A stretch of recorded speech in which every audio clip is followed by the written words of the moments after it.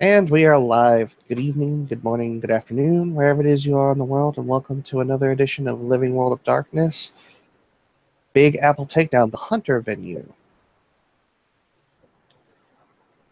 This scene starts us today as one Mira Van Wyck is troubled.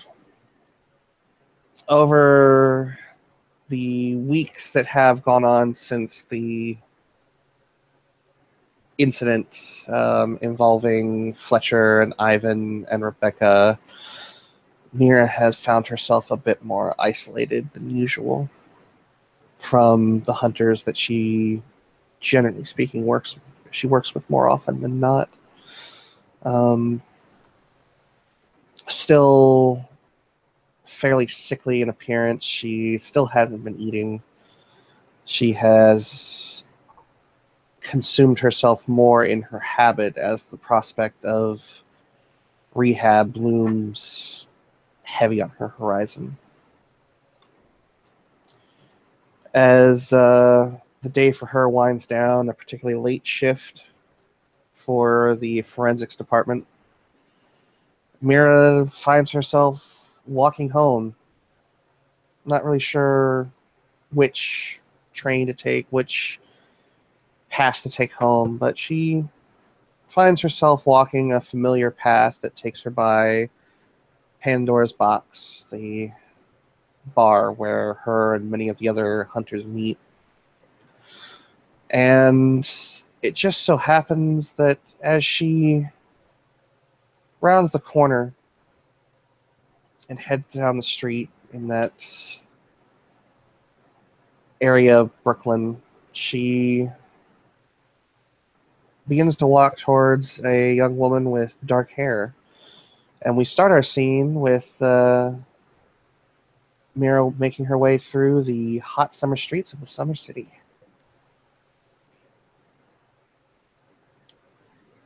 Jenna had just gotten finished with a low scale business transaction just down the corner from where she was. She had stopped to light herself a cigarette, blowing the smoke out through her lips while she looks up into the sky.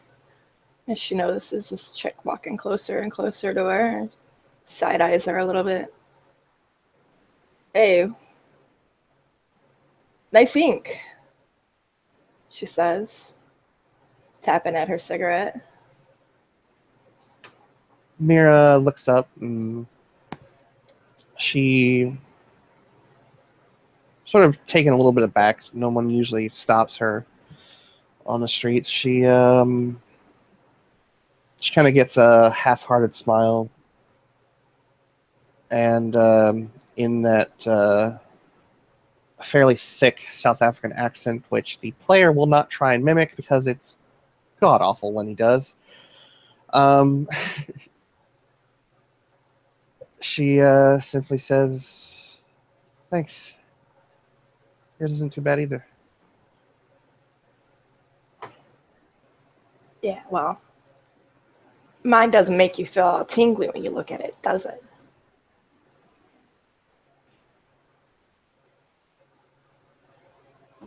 Guess it depends on how you look at it, but not offhand, no. Mine make you tingly? She takes another drag of her cigarette, blowing the smoke out the side of her mouth. She goes, "You could say that. So, what the fuck's up with that?"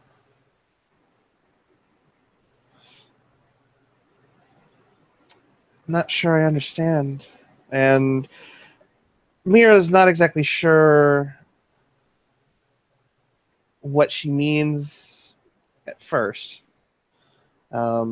Mira often forgets that she has that tattoo on her neck, which is fairly visible, especially considering she's not wearing the scarf or the heavy jacket that she would normally wear.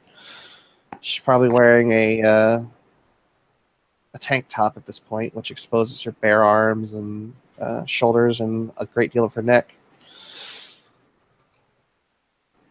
And she then kind of puts her hand up along her shoulder and then sort of stops just under the scales of the judgment symbol tattooed in the side of her neck. And she'll kind of tilt her head to one side and narrow her eyes a bit.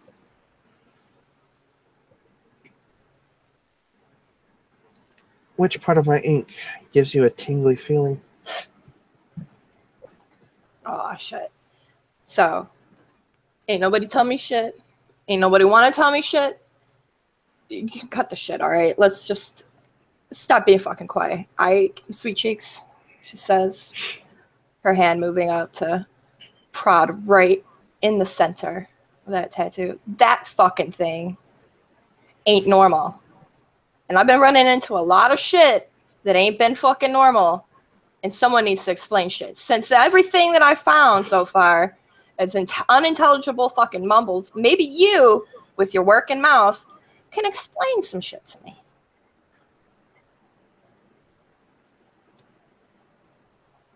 Mira stands there slightly aghast. She's never quite been approached so directly by someone who she's now, as she's putting the pieces together, is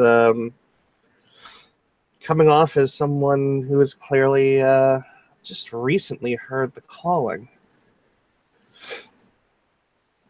So she reaches out and takes Jenna's wrist and sort of turns her head and nods in the direction of an alleyway, and will start to try and lead her down that alleyway. If there's no resistance, she'll take her far enough away so the prying ears of the general public don't hear what they would probably consider crazy talk. Jenna might consider it crazy talk, who knows? I mean, Mira did, certainly, when she first started. Jenna rolls her eyes and pulls her hand back as she follows behind. You know, I ain't no child. I don't need to be led like that. While she's thinking to herself, oh, so this is some more back alley dealing shit I'm dealing with. This is great. Fucking great.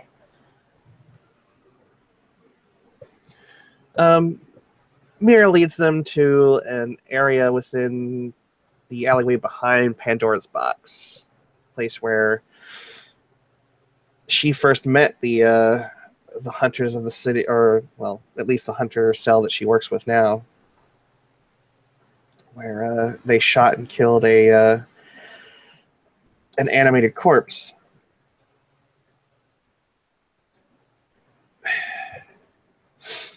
So you say you've been seeing a lot of weird shit. What kind of weird shit have you been seeing? Well, you know, shit that ain't right. Shit that should never fucking happen, all right? So, like, you know, you're hanging out with your family, and all of a sudden your family ain't your fucking family anymore. Crazy ass shit that ends up with a fucking pile of dust in your fucking kitchenette that you're renting. The fuck is that about?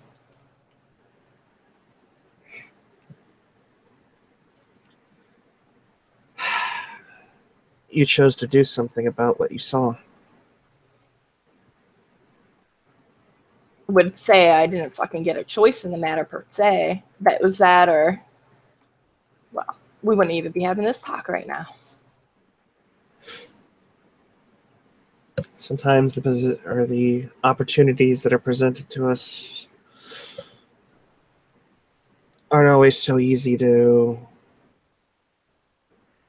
make a choice or have the sensation that you might have a choice. But she kind of lets out a heavy sigh as she finds a set of crates to sit on. And she pulls out a cigarette case and pulls out one cigarette and uses the built-in lighter to light it up. And she takes a long drag out of it and then sort of huffs it out.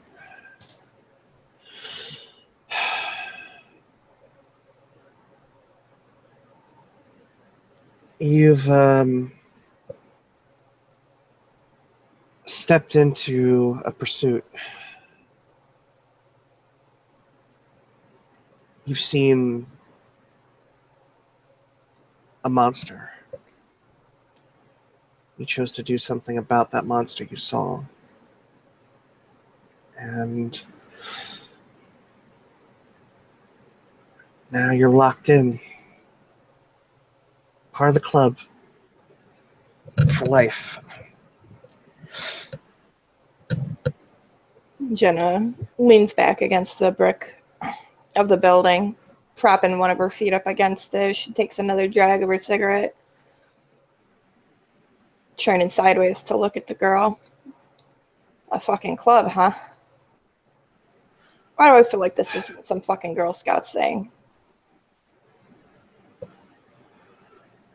Well, there are no merit badges, but we do have symbols. It's like you, I joined the club under different circumstances. I got to see the monster and what it was doing, and I got to make a choice whether to judge it or let it get away with what it was doing. I chose the former and not the latter. Oh, judge it, huh? So we're gonna talk pretty about killing shit, huh? All right. I mean, you do you. What's this got to do with me? What the fuck happened? Like, did I win a fucking lotto? Pull the wrong card? Why the fuck did this shit have to be going on with me? And shit, I don't know why the fuck any of this shit's going down, but why the fuck? All right, I got a question for you. So, not so much why this happened to me. Why the fuck is it that I didn't know shit about it till about 2 weeks ago?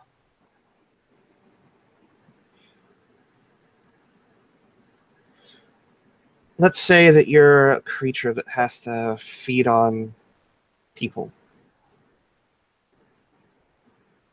You know, that you have to hurt people to survive. What do you think the wolves, or what do you think the sheep would do if they knew the wolves were in the herd, walking among them? Literally the wolves in sheep's clothing. She arches her brow in a sardonic grin. What, you mean like ISIS? All that shit? Well, I don't think I have to take any guesses, do I?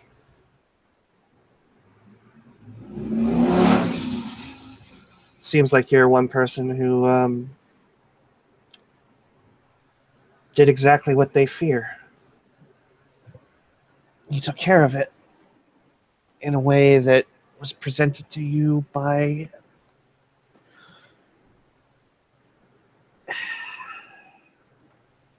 a lot of different people. Call them different things. Some people, they're just the voices in your head, the whispers, the loud voices, the choir bells, the burning sensation. Everyone kind of gives the consensus of the name messengers. Beings or entities, or how they might even be a government controlled artificial intelligence. No one really knows. But they reached out and touched every single one of us and gave us a choice, or at least gave us the means to do something about what we saw. And when we accepted that power that they grant, we all sort of unwittingly joined a club by making a choice. You're part of the imbued. Those who hunt the monsters that stalk the sheep. The sheepdogs.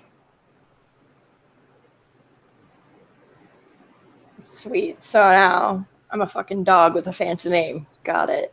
All right, so she throws her half-smoked cigarette down and stomps it out. Taps up another one out of her pack before even realizing that she hadn't even finished the other one. Starts packing it back inside. So, what do I do about this shit? Like, Well, you already made the first step by accepting the call, answering the call, however you want to put it. Now you're at the second step. You caught the eye of the word, our code. That's why and she kind of gestures towards the tattoo. That's why I put it there. So others like us could see it and know what my calling was.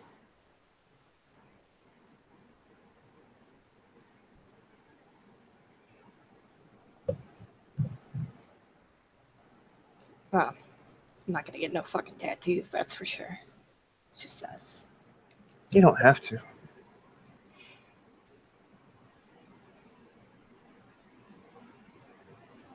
Are you sure about that? Don't seem like I get a whole lot of choice, even though they say I do. You say I do. They'll eventually make you do something. All right, see, that's what I'm fucking talking about. Straight talk. Where's this choice at?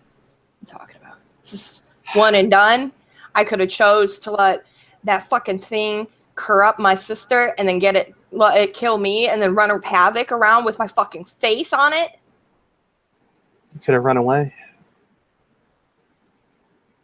Yeah, because I was gonna leave my sister's body to be fucking corrupted that way. That makes a whole lot of fucking sense. It's a choice you had. And you made the choice that was right to you. All right, so you may say that, but what else would anyone have fucking done? Like, There are those we call bystanders. People that the messengers reached out to touch, and they didn't act. They chose not to.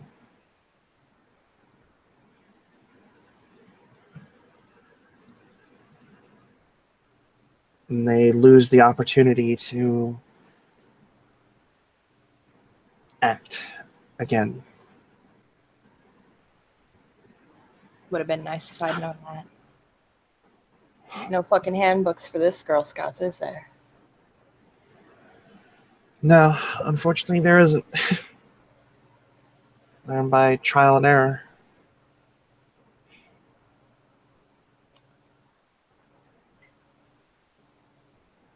She pulls that cigarette out again, lights it up, and takes a long drag of it. So, wait, you just fucking run around looking for this spooky shit, taking care of business? Is that, like, all you do? Like, I have a normal job. Well, normal-ish. A lot of us work 9 to 5s, and then at night, if we feel a tug in a certain direction, we go in that direction to see what it is that they think we should see. no, the freaks come out at night. All right. I guess, like, Not all of them do, but a lot of do. But more than you'd think actually decide that's a good time. The fangs definitely can only come out at night. That much I know. so, wait, so what are the things? It's not just fucking glowing balls of light and shit. Everything from harpies to giant beast creatures, beastmen, wolves, to Dracula incarnate, chewing on the necks of young ladies in alleyways. Cute. Cute. So I can go back and read all those fiction novels my sister was so big on and get an idea. Though I guess they're probably not even right. Wonderful. Vampires.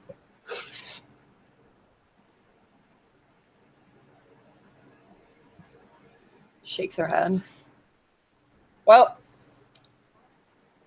I guess since no one's really got a fucking idea what the hell I'm supposed to do other than fucking search the shit out based on a tingly feeling, I got all the information I need.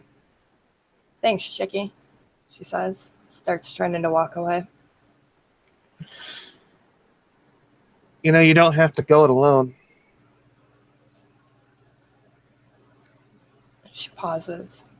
Turns back.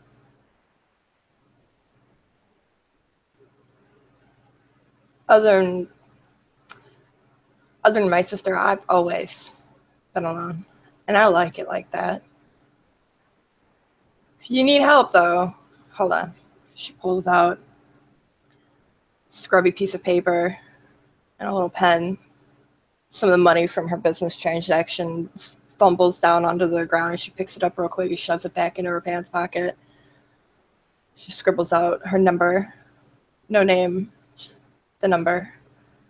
She tosses it over to her. Give me a call. See ya. Mira catches it, and she goes to stand up to say more, but she thinks better of it and sits back and looks at the number and watches as Jenna walks out, or at least gets towards the end of the alleyway, and then Mira kind of calls out, "What do you do for a living?"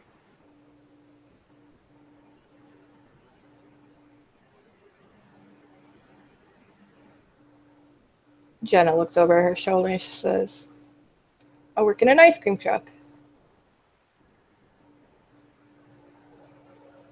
That a fact? Yep. Ice cream truck in the summer. Mall kiosk in the winter. Like to be my own man, so to speak. Make my own hours. Pick my own routes. It's nice. She says it all very matter-of-factly. Well, ice cream.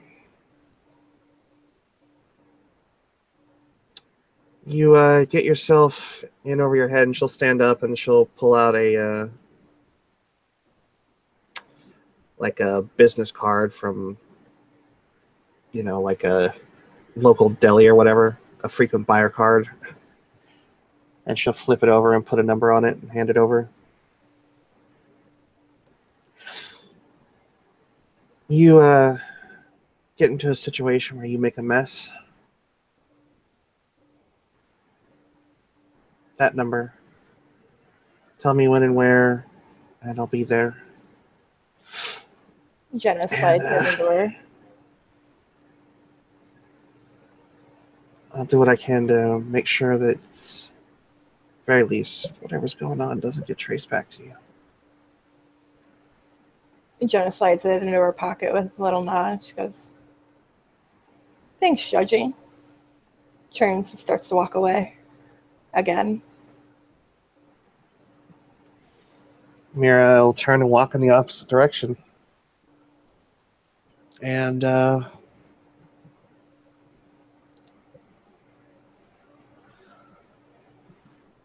wonders what the future has in store for that particular newly imbued hunter.